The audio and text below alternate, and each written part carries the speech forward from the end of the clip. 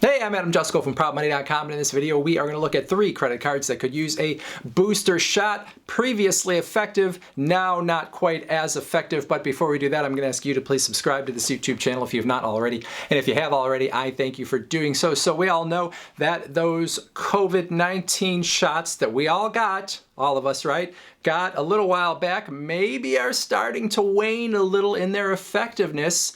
And using that analogy, there also are some credit cards that have waned in their effectiveness over time, and I am going to stretch that analogy for this video to come up with 3 credit cards that could use a booster shot.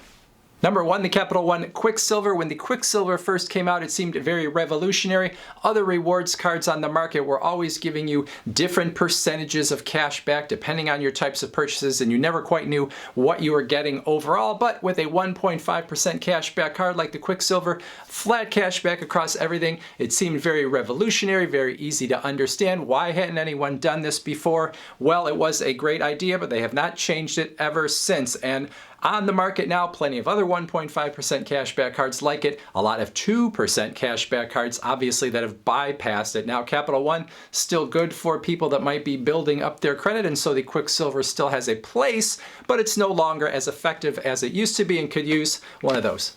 Number 2, the Blue Cash Everyday from American Express. No annual fee card, 3% cash back on groceries, 2% on gas, 1% everywhere else. When the card came out, this was enough to make it competitive. These days, maybe not as much. You can get 3% on groceries from some other places these days, and sometimes you can find 5% offers, at least on a temporary basis. So you look at something like the Capital One Saver One card, 3% on groceries and 3% on a lot of other categories as well. You can get 2% flat cash back cards where you get 2% everywhere, so that 2% on gas on the Blue Cash Everyday doesn't seem as impressive. So it's an okay card now, but it's not as effective as it was when it first came on the market, when it really was sort of outpacing the other cards, in particular on that grocery category. So that one could use a little booster. And then number 3, the Discover It card. The Discover It card has been what it is for a very, very long time.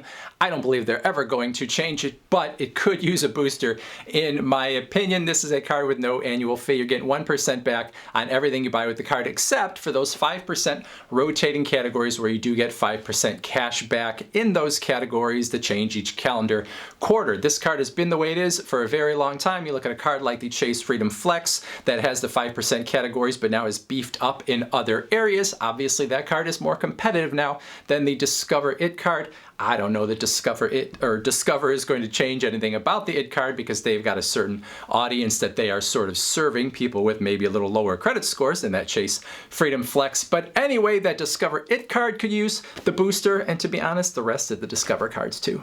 That's it, short video. I was going to do it as one of those YouTube shorts, but I haven't quite figured out how to make that work. Anyway, you got 3 cards there that could use the booster. What other cards do you think could use the booster? Put it in that comment section below. Otherwise, I thank you for watching. And as always, please go to ProudMoney.com, where we do credit card reviews, talk personal finance, we talk deals, and all sorts of other fun stuff too. Thanks for watching. Bye.